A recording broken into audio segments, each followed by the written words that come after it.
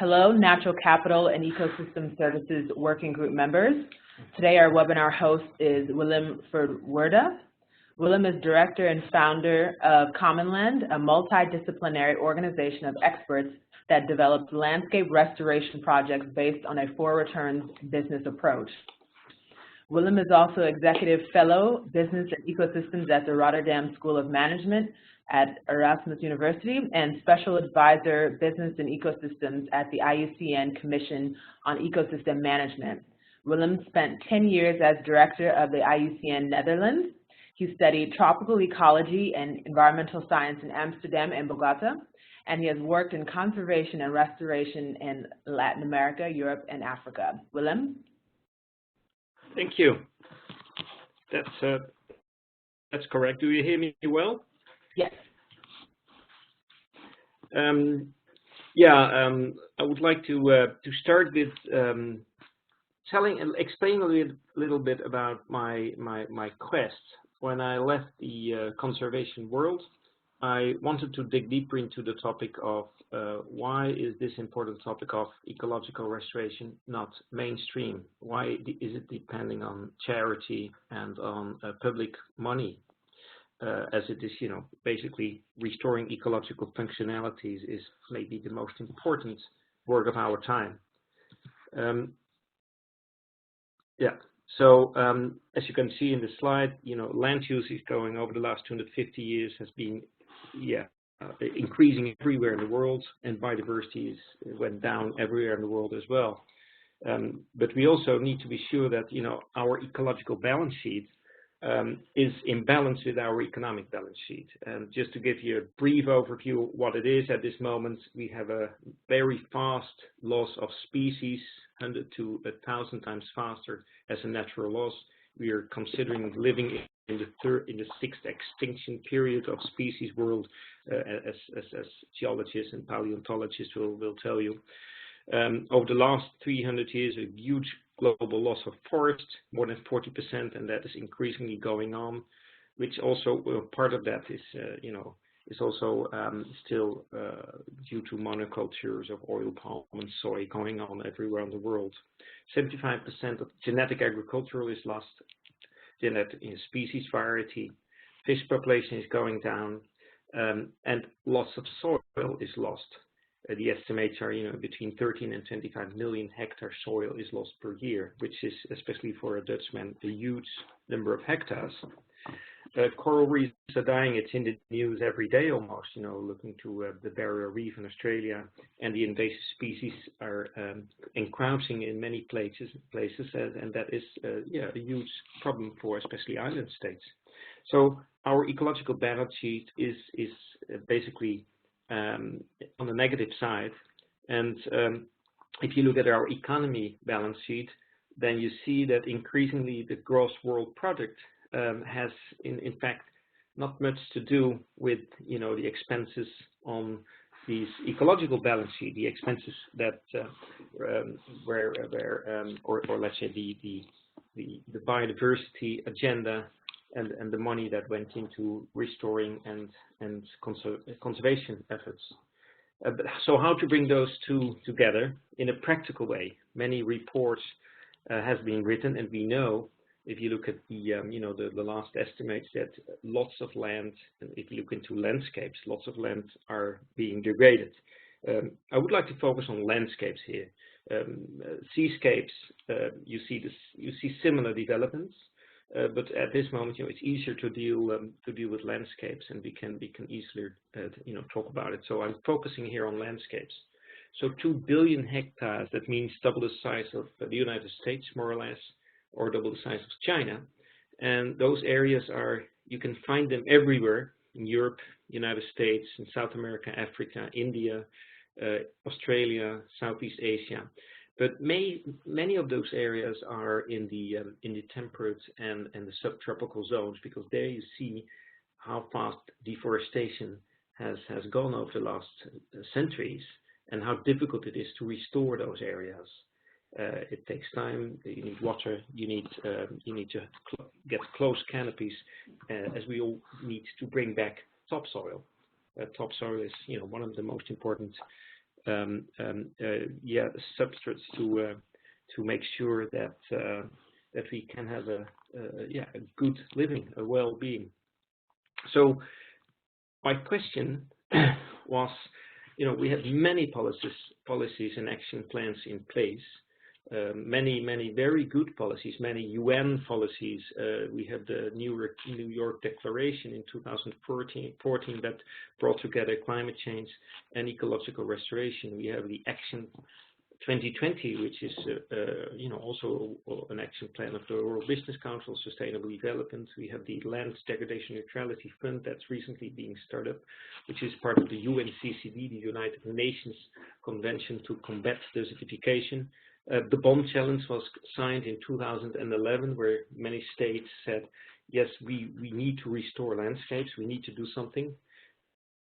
So many initiatives are up and running, but most of these plans and initiatives are still in a very early stage, and they're not concrete landing on the ground. Not still, you could say, almost nothing is happening. So we could say we are in the pre-stage of the development of the restoration industry. But we know that it is possible. Just a slide to show you that this is a national parking or a protected area in Kuwait, the Sabah Al Ahmad Natural Reserve. And what they did is they placed a fence and a wall. And you could see that even within a few years, regeneration took place in a very deserted, deforested, but especially overgrazed country. Many areas in the Middle East are heavily overgrazed for centuries. Often the water management is quite lacking, and what leaves us is a very sandy and deserted and eroded area. But if you stop the grazing, you can see what happens here. You can see that kind of dry steppe-like vegetation, it will come back. So yes, many things are possible. And if you actively restore areas like they have done in the Chinese Loess Plateau, China has been, especially the central China, has been deforested for centuries, and that process was accelerated in time of Mao, when they decided that they wanted to be an iron-producing country, and if you want to produce iron, you need charcoal, you need fires. So the Loess Plateau, in areas large as France, they started to reforestate that area in 1994 with a loan of the World Bank of $500 million, and that really paid off quite well. In 2009, as this picture is taken, they already had an area of 35,000 square kilometers reforested with American Robinia species, and slowly the water table came back, and people could change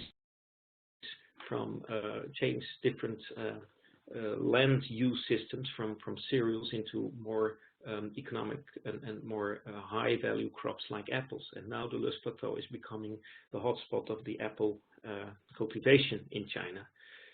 If you look at the satellite pictures, you can see an increase of canopy and an increase of streams. So we know it's possible. We know multiple incomes and multiple benefits are created if you restore degraded lands with an ecological vision and with a vision that is and technical and scientific based measurements and tools, as the case China has shown us. And China is still continuing with this restoration process. They have, as I said, they have restored an area with the size of Belgium, and they're now still working to really restore the whole Loess Plateau, which is basically the size of France. So it's a huge effort, a huge way of bringing back economical activity and combine it with ecological restoration. Maybe some figures. In 10 years' time, farmers' income tripled. Grain output increased, but the number of hectares where grain is produced now decreased. Low-value agricultural commodities, apples, where grain was replaced with high-value products like apples, and the employment rate increased.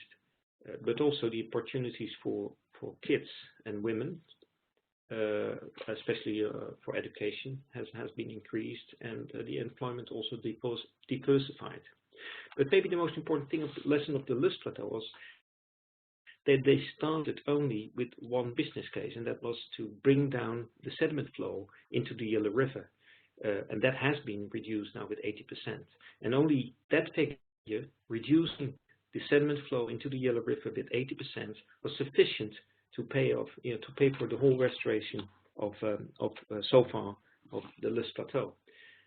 It means that if you really pursue ecological restoration on a large scale, and the larger the scale is, the faster the ecological processes will go, that huge multiple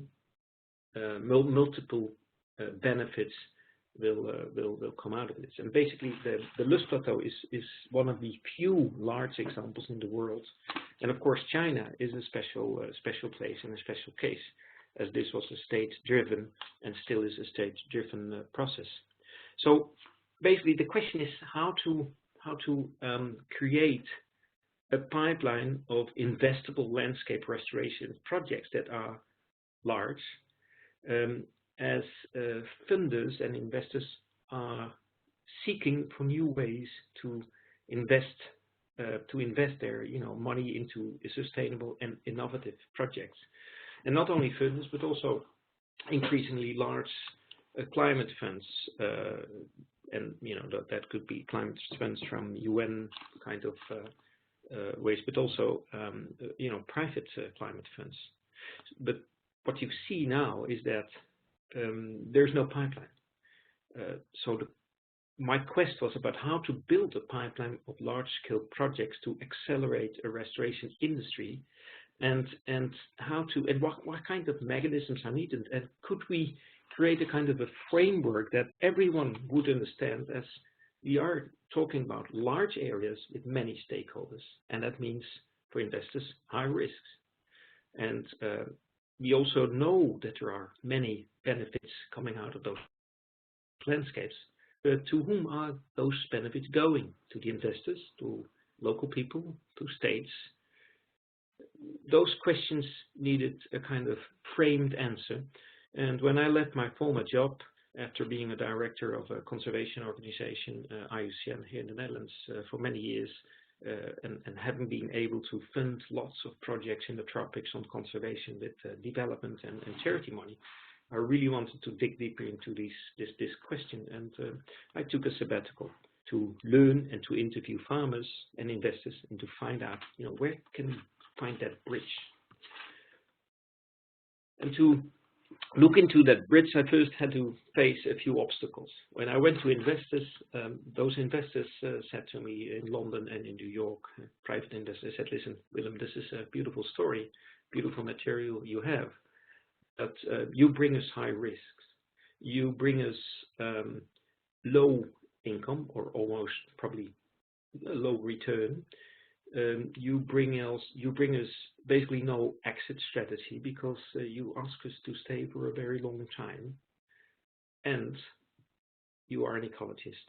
You don't have any financial track record, so we can't do much. It's a nice story, but we can't work with you. So I try to find out, what are the real obstacles, and the real obstacles are these projects. Investors and business mainly, or most of them, are focusing on the short term, 5 years, 2 years, 3 years. But we need to talk about 20 years or longer. The economic value of ecosystems is still poorly understood and complex. High risks because of many stakeholders, and also science and NGOs are presenting solutions as as overly complex. But maybe the most important obstacle was the silo thinking. Every stakeholder, farmer or investor or conservationist or ecologist, they were all in their own silos, talking to their own groups, their own languages, and we needed to have a different approach. So, the opportunities to address these obstacles were focusing on patient capital, family offices, focusing on 20 years, as that is maybe the maximum people can understand. But maybe for ecologists, it's it's still not a long period. We need more time. So that was kind of bridge. Explaining with some showcases like the Lustfoto that existing projects are working. To the stakeholders, and especially the stakeholders like farmers, we need to talk about income and jobs, but also about purpose, especially with investors as well. And a new language was needed, a framework and a model that everyone would understand without using jargon. But that framework should be based on a holistic instead of a silo approach. Everyone who would like to participate should feel comfortable and understand that something will be in it for her or for him. So the first thing I did is, I brought down business as usual in one sentence, and I explained, okay, business as usual is, especially on the landscape, is about maximization of return on investment per hectare in a short time frame. And this will create everywhere in the world desertification, biodiversity loss, deforestation, and basically degradation. And to investors, I explained, okay, nature as usual is about maximization of the interaction between species and biomass. And that provides all those things we care for: food, water, carbon, oxygen, environmental security, sustainable energy, all these things. And then I went to, the landscape and kind of, mapped the stakeholders. If you want to have one approach that everyone, would understand in a landscape, you need to make sure that this is about, entrepreneurs, farmers, landowners, local people, NGOs, experts, governments, media, schools, business schools, and local entrepreneurs, but also corporates and investors and different type of investors. And how to hook to all those stakeholders, which is quite difficult. What I did is I brought down all my ecological thinking into 4 things, and made sure that basically degradation leads to 4 losses. It's biodiversity, but it's also jobs. And if you go to those degraded areas, economic activity are almost everywhere going down, very down, and entrepreneurs are leaving the area, and with them families, and you will get abandoned areas because people go to the city. And if you speak to those people, many of those people who live in those abandoned, dry, degraded areas have lost their pride, have lost their sense of purpose or sense of meaning. So I thought, if we want to create a framework, we need to do something with those 4 losses: biodiversity, jobs, economic activity, and meaning. And what I did is I turned them around and said, okay, then restoration will give you 4 returns. Number 1 is inspiration. Number 2 is jobs, social capital. Number 3 is natural capital.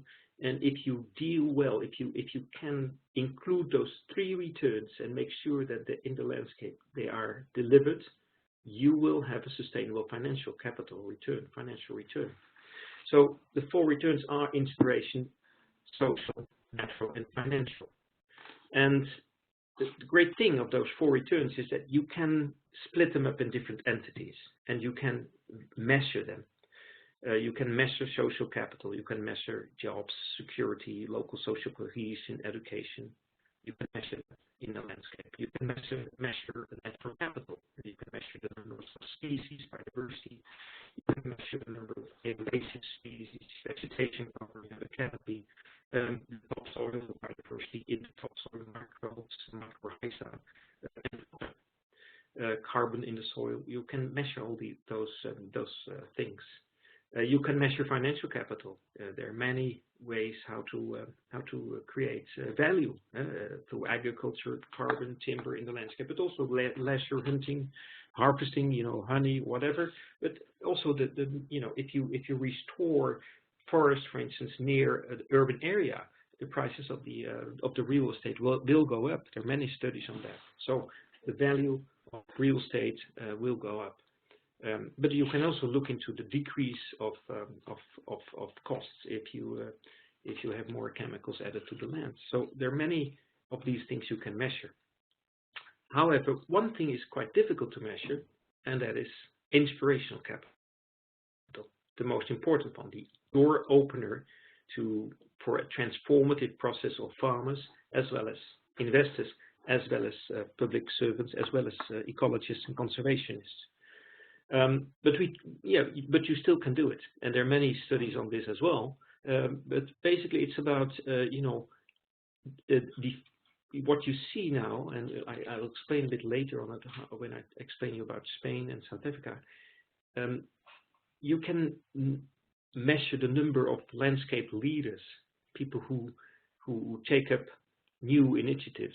You can measure the number of community events because people are going to organize themselves. For instance, in Spain, we now measure the number of workshops on composting and workshops on different social as well as agriculture as well as nature activities. And before them there were almost none, and now you have lots of these things going on. But also you can measure the time of that people really have time for inner reflection on what they are doing, if they really are going to understand how the landscape should look like within 20 years. So there are many things you can measure there as well. But to get those 4 returns, we need to go to the landscape. And if we want to apply this on the landscape, we need to think in zoning. For ecologists and for foresters, zoning is and for conservationists, zoning is a very natural principle. We think in natural zones, protected areas, national parks. Some of this think in combined zones where you have multiple forest or agroforestry projects where you can produce food, timber, and lots of other things, while the topsoil and the canopy is still intact. And economists think, of course, in economic zones. You see, think about monocultures, but also industrial areas where we have lots of economic activities. So these 3 zones and understanding where those 3 zones are or should be in a landscape is very important. And if you add under it a 20 years time frame, people are going to change different, and that's what we have experienced. So the natural zone means that you can have investments like restoring vegetation, planting native trees, clearing invasives, doing all kinds of watershed management, bringing local watersheds back and let the water retain into in small ponds or whatsoever. And the returns are you can also you can already, and you would say it's possible to find funds that can give you some return in capture storage, in carbon storage, water. Sometimes more difficult biodiversity. Tourism is an important thing here. Forestry, hunting. So the natural zone, you can get some returns out of the natural zone if you do the right thing. For the combined zone, it's easier, as I said before, because this is a zone where you have multi-functionalities, multi-functions in an area. Agroforestry is probably the best example, but in savanna landscape you can also find different ways of dealing with making the area more productive while you maintain the ecological functionality of the area. Fruit trees so perennial species instead of annual species. So here there are many more returns, financial returns possible. And of course the economic zone, which is basically a zone that depends on the natural and the combined zone, there's where most of the business and the agricultural activities will take place. But I think the difference, how we work is that we combine the natural combined and the economic zone together. We don't see them as separate zones. We see it as putting the landscape puzzle together in a language that people understand and that people recognize.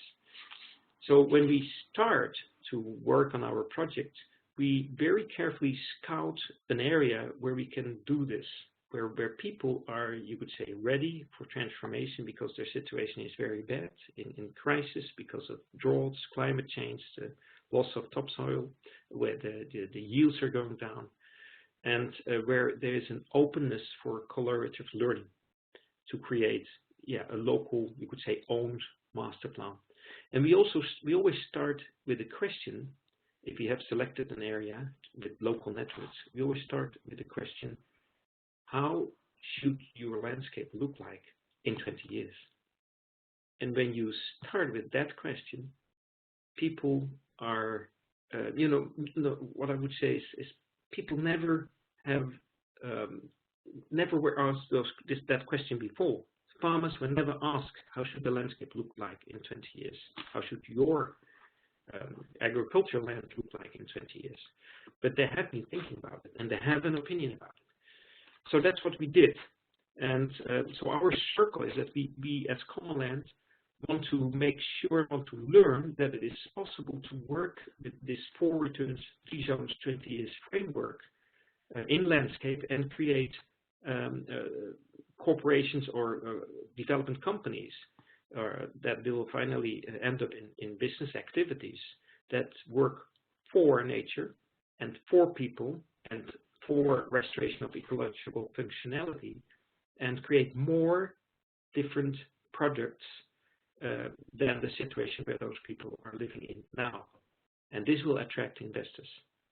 And we are now learning in 3 large areas in Australia, in Spain, and in South Africa. And we are scouting into other countries to see how that works. And those landscapes are really big. So we have set up a number of criteria. You will see a few of them here. Land tenure is a very important one. You need to make sure that you work with people with access to the land. It could be private, could be public, but we need to know how that works. An important other one is we would like to work not too far away from big cities, because there is a market. So we work in Western Australia near Perth, in the wheat belt. In Spain, we work in Andalusia, in between Granada and Murcia, 2 big cities. And in South Africa, we work in the Port Elizabeth area of the Eastern Cape. So a business network, or a potential business network not too far away, 200 kilometers, is important. Local entrepreneurship is important. Of course, it's good to work in countries where there might be tax and financial incentives. But we need to have kind of a group of people who have a certain, who are, you could say, leaders already, or are aware of the fact that the landscape should change. We call it restoration awareness. And of course, there are many other things that helps: political stability, policy support, institutional qualities. But I think the land tenure, the business network, the local entrepreneurship, and the restoration awareness are key factors to start such a process. So basically, what we do is we have entered an area through local networks. We identify people we would like to work with, and they would like to work with us to make with farmers a 4 returns landscape master plan. And that means that if people understand that 4 returns, 3 zones, 20 years, and it's surprising how fast people pick that up and understand it, and we've seen it now already in those large areas. We together with them, we zoom out, and we are going like a drone. We go hanging above the landscape and say, okay, where are the zones, or where should be the different zones? What are the different activities we can do there to create a productive ecological landscape that works with nature and will have more productivity and can create more jobs? And where are the potential investments and grants needed to make this happen? In order to get those 4 returns, and how can we measure them? With whom? Which farmers? With which companies or local companies? Are there large corporates who can benefit from it? Are there public services that will benefit for it? Are there potential governmental entities or local authorities who would like to work with us? And we create that master plan, and we calculate also the value and the cash for the investments. Because and what you can see is that the value of the public money you can put into it is, compared to the value that will come out of it, is huge. In this way, we create a holistic landscape planning that investors will understand that if we don't build up or restore the natural and the combined zone, their risk will be huge if they would invest in the economic zone. So we tie in the investment and the government's support or grant support into a whole holistic landscape master plan. We call it the 4 returns landscape master plan. We work with maps, we work with multi-stakeholder processes, and yeah, we increasingly are becoming better in doing this faster and faster. We also make use of a stakeholder management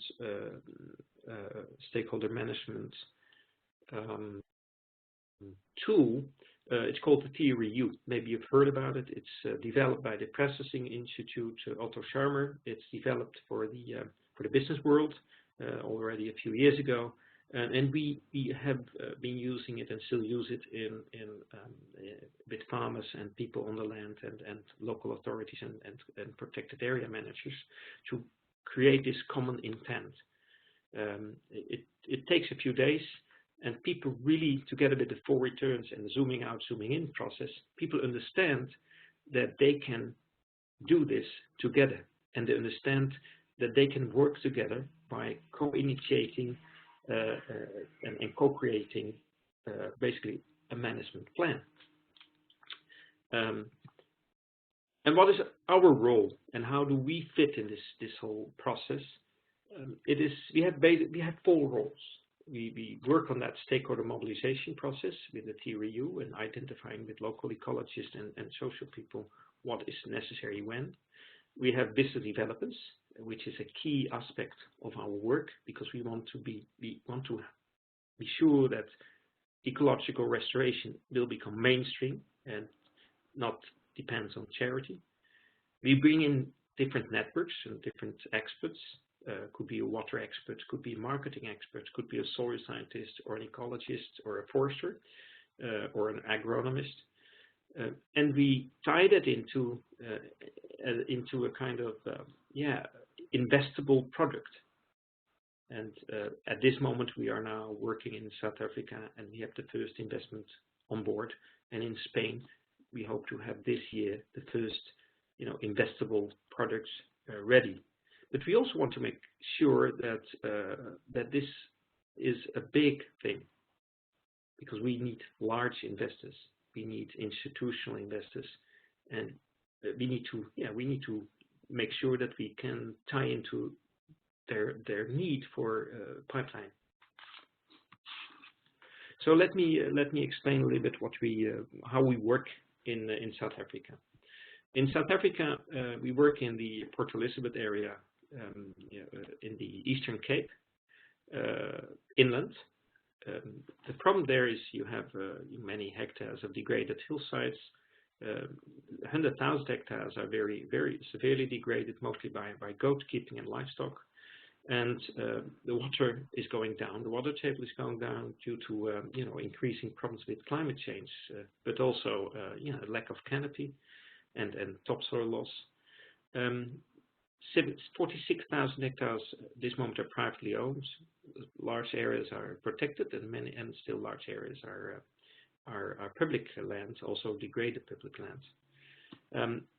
As I said before, we have chosen this area because most of the criteria fitted well, and also because there was a local NGO working there, Living Lands, who already did the pre-phase with the farmers, the mobilization phase with the TREU with the farmers. So the farmers who were basically, they had 2 choices. They could leave the area, sell their farms because drought was coming in and they couldn't survive, or they could stay and do things differently. And almost all the farmers decided to stay and were open to do things differently. So that NGO worked on that, and when we came in here in 2014, we were asked by the farmers to help them with different business cases and different ways of working. And together with that local NGO, we started a development company called 4 Returns. And we brought in South African and also a Dutch and a Belgian person to really, with different skill sets, business development, ecology, and so on, to make this happen together with the farmers. And the problem there, as I said, is that goat farming has been one of the most dominant farming practices for many decades, and especially goats, Angora goats, where you could sell the wool and the meat, and the market was quite well. This has resulted in dry, eroded areas with a lot of gullies, and this erosion became a huge problem. Increasingly, the rains, there were less rains, and the water table went down. So what we tried to build is, first we together with the local NGO, we selected the area, and we were find out the local leadership, knowing the farmers and knowing them in such a way that we could be working with them and start thinking in a company, in a restoration company. So the challenge was to implement the 4 returns frame. And although farmers said, it's difficult to change, as a quote of the farmer, it's difficult to change, it costs you money, as Willy said, a farmer, who is now one of the participants of this new firm we started there. As the average farm is about 3,000 hectares, and 60 hectares of this average farm is in the valley, and that's under irrigation. Most of those farmers have maize and lucerne under irrigation in the valley, and most of those farmers have goats on the hillsides. And we wanted to restore the hillsides, and we wanted to bring different ways of dealing with the on practices on the valley, because the valley is basically, together with the hillsides, is the water catchment area, and the water catchment area for Port Elizabeth. So upstream, you could say, the area is very degraded and eroded. Downstream, people get less and less water, and the interaction between the downstream people in Port Elizabeth and the agriculture and industrial areas there, and the upstream areas a few hundred kilometers up, there's almost no interaction. People are not talking to each other. It's very isolated. So what we did there is that also because the farmers, the farmers upstream in those degraded areas did not have any access to capital to really make changes in their way of working. So together with those farmers, we started a company, the 4 Returns Development Company, and we wanted to make a plan to change. So we zoomed out with those farmers and said, okay, if you want to have those 4 returns, where are the zones, and how can we change your way of working, and what's needed to do that? And with the farmers, we came up with the idea to stop with lucerne and maize and to start perennial species of plants. In this case, aromatic, because aromatic oils, the aromatic oil business is doing quite well internationally, but also in South Africa has a lot of demand. And if we can bring aromatics to this area, in return, we ask the farmers to stop with goats. So the idea was to replace the income from goats to allow the land to be restored and enable the farmers to provide for next generations a real holistic management farm. That took us a while. That took us a year to really talk with them and think about it, how we could do that. But what happened is when we brought in specialists from, aromatic oil specialists, we could, and we brought the farmers to aromatic oil farms. We really could see that this was a unique selling point, and we worked on business plans to make that happen. And we are happy that this year, or last year, the first lavendel was planted, and this year we have an investment to bring over to create a processing machine for the aromatic oils. And now more and more farmers are participating in the Baviaans Club company, which we set up last year. And the farmers are 70% owners from it. What also happened is that we were able to attract large companies, beverage companies, and also an insurance, the largest insurance company in South Africa are participating in restoring the 46,000 hectares that need to be reforested, the hillsides. So why they came to us, they not because of charity or CSR, no, they came to us because of their core business. The beverage company wanted to make sure that their water table, that their water need was will be secured for the coming years, and the insurance companies saw that increasingly farmers, their clients, were coming into a problem with the more droughts and unstable climate conditions. So what we see is that yes, we were providing a possibility for corporates to step into this process, because we were working on the 4 returns, on the 3 first returns. The inspirational one that brings energy to people for change. The social one, we really think in jobs and want to create more jobs in the area, and we'll hope to refrain people to leave the area because we need people. And in biodiversity, because that is the normal thing and the best thing to do. And because we had the right setting in that landscape, corporates wanted to talk to us. So at this moment, we see that there's an increasing potential to generate those 4 returns in the landscape and generate, and we are measuring that, the number of restored hillsides, but also the number of converted converted areas for organic aromatic oils in the value. We go to we built a right connection to the aromatic oil industry, organic aromatic oil industry, and we combine it with the estimated benefits for water, carbon, jobs, and the returns per farmer. Because at the end, the farmers should have a better living and understand that that they are part of a restoration industry. We started this process in 2014. The local NGO Living Land started here building a community, building trust with the farmers in 2008. So this is a long-term process, but what we see is that it's going quite fast now. As soon as the farmers understand it, and the landowners, and at this moment also the South African government is participating because they will provide subsidies to create jobs to do the planting. So we are building a whole, and that's our ambition, building a whole new setting to make sure that that a local, you could say a local restoration economy is going, it's going to be up and running. Of course, it's not easy, and you need a kind of orchestration role. Yeah, and what we've seen until now is that this 4 returns works. People understand it. All the different stakeholders, they all understand it. They understand the relationship with the zoning, and they understand the 20 years approach.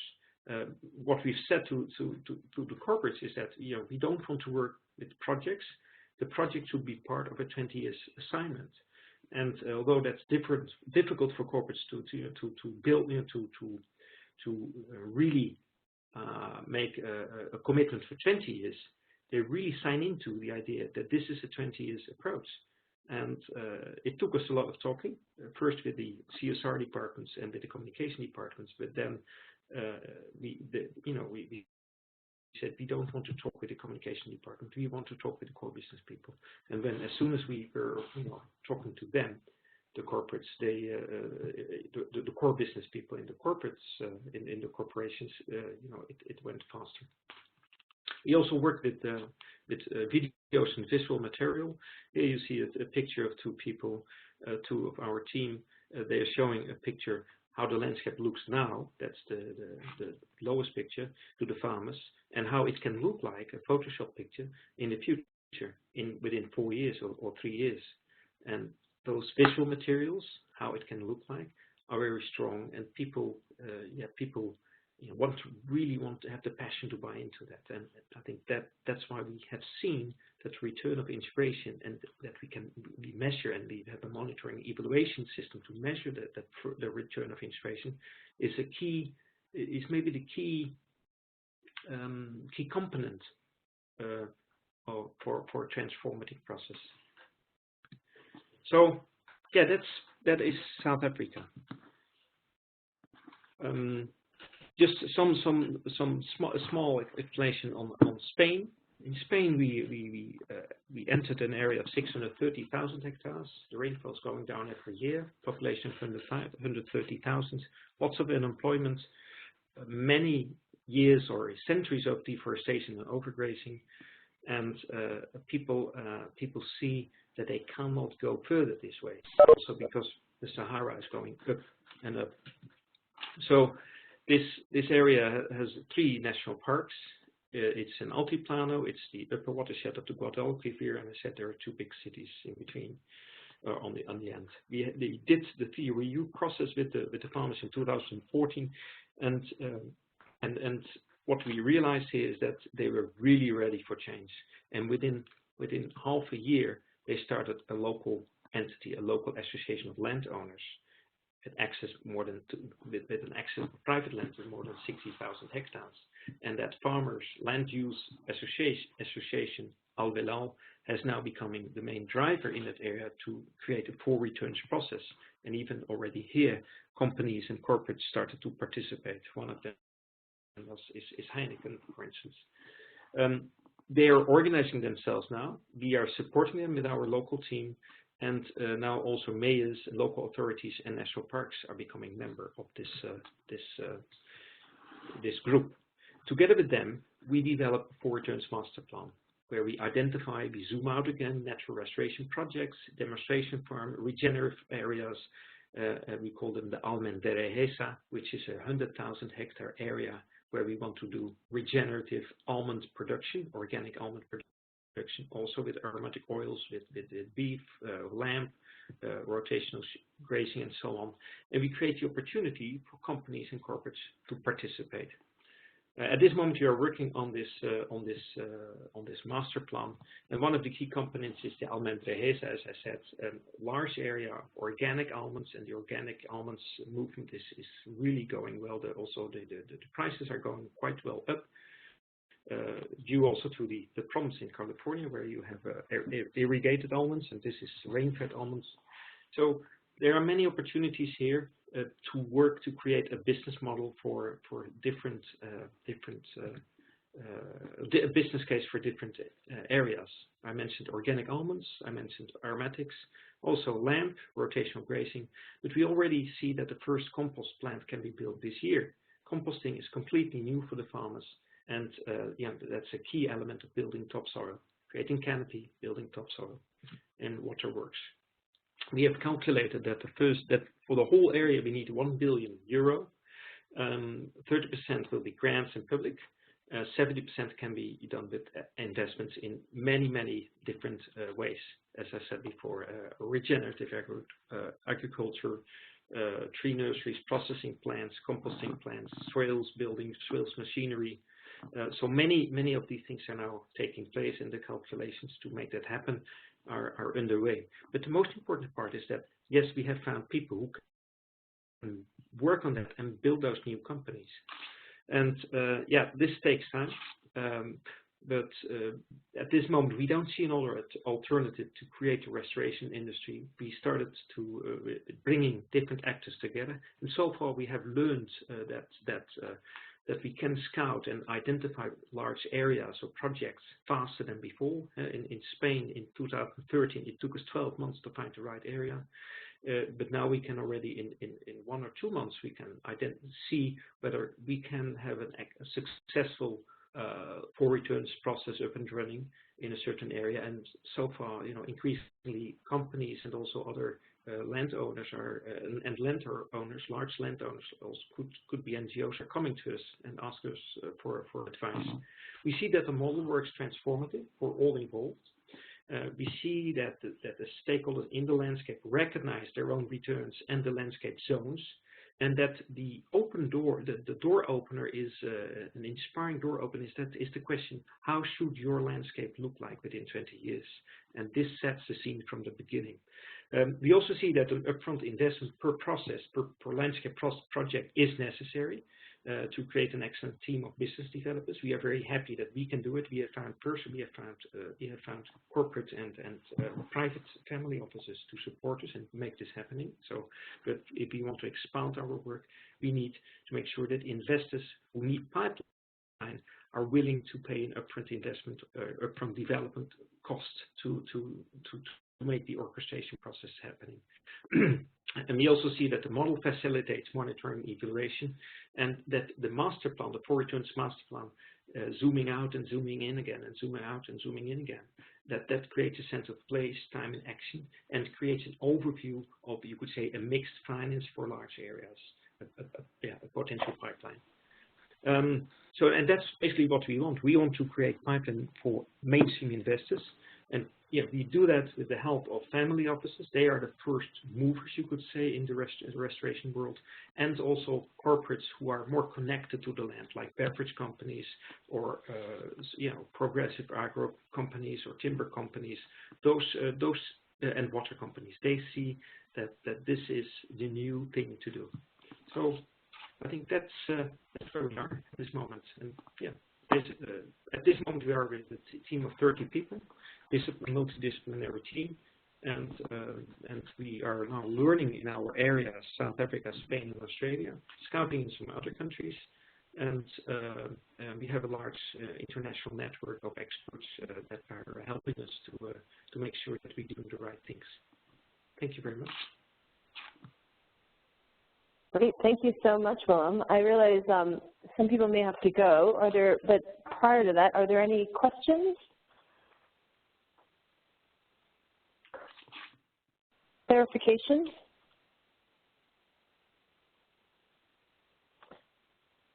That was great, Willem. I have one question, and that would be, if somebody within the company is interested, wants to engage, and isn't in one of those areas where you have existing projects, what do you recommend? Yeah, that's why I put on this slide. At this moment, what we see is that we started with learning. So we are learning in those areas I just explained to you. But we also learning that at this moment we're working to set up an investment fund with other investors who are more experienced in it. But we work on this an investment fund for potential project that can work with this framework.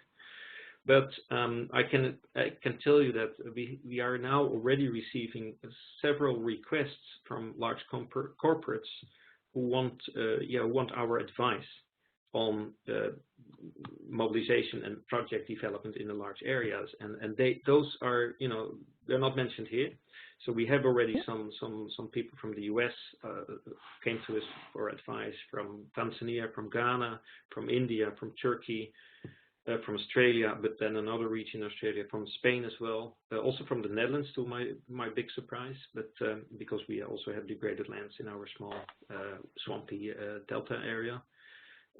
So what we are now, we will probably soon will set up an entity that can deal with those requests, because what I see is that based on the lessons we have learned so far, we can now help others who need support in doing something on this theme and are in different settings. We think that we increasingly learn how we can build a local team. It could be a local corporate team. For instance, we just received a request of a palm oil company in Indonesia, and we did some due diligence on them, and they really look, they're quite serious in changing their land use model, but they don't know how to. They don't have a language basically to work on that, and they don't know how to approach local people or the local or even NGOs who are with whom they have a quite difficult relationship. So we think we might be able to help them with this framework. Great. Any other questions, clarifications? Hey, Sissel, this is Terry. Can you hear me? Yes. Okay. I just had a question. A very good presentation, by the way. You had on your next to last slide, you discussed sort of time frame for the initial scouting aspect of the process. I'm wondering, and I know it varies by project, but could you give us sort of a ballpark time frame from sort of initial scouting through stakeholder engagement, through the acquisition of the necessary investments, through development of the master plan to a point where you're really ready to start on the ground work? How long is that time frame generally? Yeah, it depends on some factors, and of course it depends on the scales. It depends on the number of stakeholders. I give you the example of Australia. Australia, we didn't, we had Australia on our list to start something, but what happened there is that we didn't need to scout there. Just some entrepreneurs and farmers came to us with the right mindset and the right access to land, and said, we want to work with you and we want to use your model. And together with them, we started a company there, Wide Open Agriculture. And so the whole scouting process was, we knew it should be in the wheat belt. That means in the Perth area. And why? Because it's severely degraded, very deforested. We already knew that. We already knew that it had similar problems as in Spain. So we didn't need to scout that. And Australia went fast because now we are already working on that master plan with many other actors. And we are going to, and in Australia, we started with building the economic zone instead of building the natural zone, because we first need to create jobs. So we are going to start with very sustainable greenhouses for vegetable production, organic vegetable production for the Perth markets. And as soon as we can bring in people, we can start building, we create jobs, we can start building the natural zone, because we need people there. It's very empty. People have abandoned their land, and it's dry, climate change, etc. So I think that it depends where you are, but it can go quite fast if you find the right people in the right area. And the scouting process in Spain took us so much time because we didn't realize that the land tenure issue was so tough there. So we went through 53 projects in 12 months and finally ended up in the best opportunity in southern Andalusia, because there the land tenure issue was acceptable. But if from the States, if you would come in and say, I've got access to, or no, I've an area of 100,000 hectares. There's 2 small cities nearby with 1 water catchment, and half of it is public land, half of it is divided by 20 farmers, and 10% of, let's say, half of those farmers are really willing to change. So mayors are are also willing to change. You don't need the scouting process. I can tell you straight away that if you do the right things there, zoom out, zoom in, you can have the master plan within 1.5 years, maybe within a year. Okay, thank you. Okay. Great. Thank you so much. I'm mindful of the time. We really appreciate your speaking to the group, and we'll ask various members to reach out to you should they be interested in more information. And please keep us appraised of development as